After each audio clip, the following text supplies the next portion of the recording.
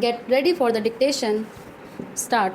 If you scan the history of the railways in this country, you will see that it was the presidency towns Bombay, Madras, and Calcutta that determined the pattern of our railways as well as of our industrial and economic growth.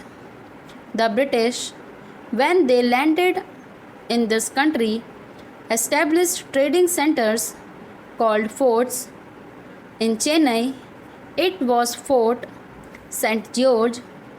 In Kolkata, it was Fort St. Williams, and in Mumbai, it was merely a fort, and there was one in Surat also. It is these trading establishments which determined the pattern of government, the pattern of administration, and every other pattern under the British regime. They constructed the railways, they established the industries, they located their armies with reference to these three presidency towns.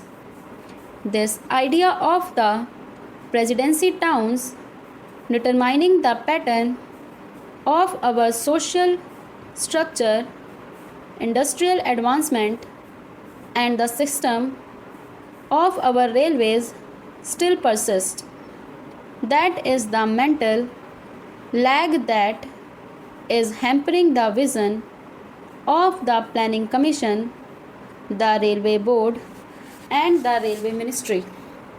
Sir, once I happened to travel from London to Rome by train. Another time, I had to travel from Moscow to Leningrad by train. Now, where did I find on the continent of Europe lines of varying breadth?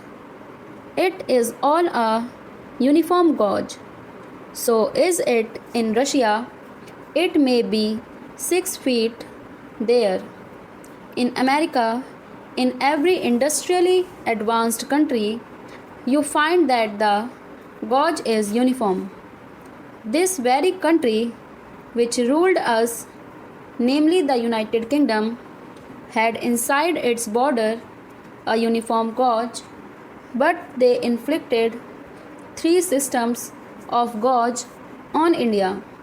They thought that would perpetuate what is called their domination, or in the negative sense that it would impede the industrial and economic growth of India.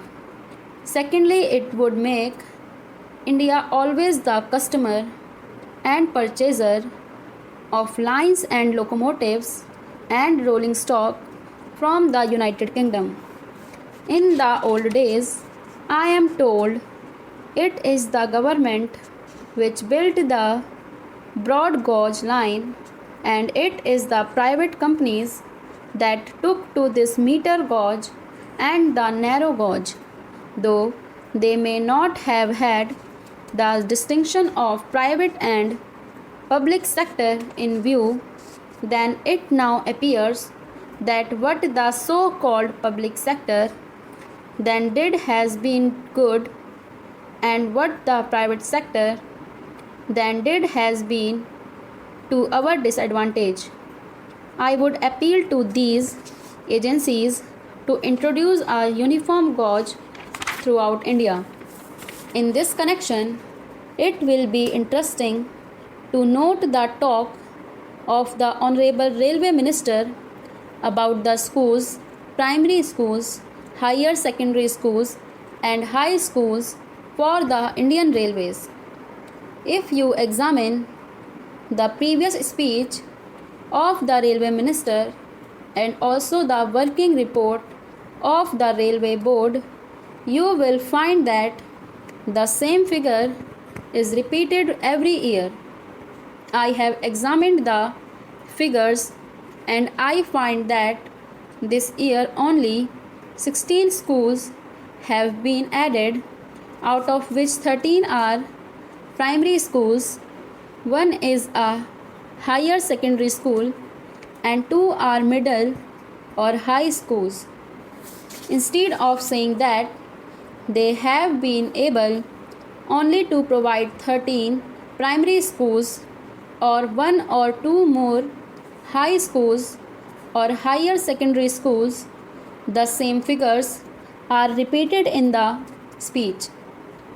Although the Railway Board has all along been saying that education is the responsibility of the state and therefore the Railway Board does not own this responsibility, I would like to remind the Railway Minister about the agreement reached between the National Federation of Railwaymen and the Railway Board in the year 2005, according to which the Railway Board undertook to provide primary schools for the education of the children of railway employees.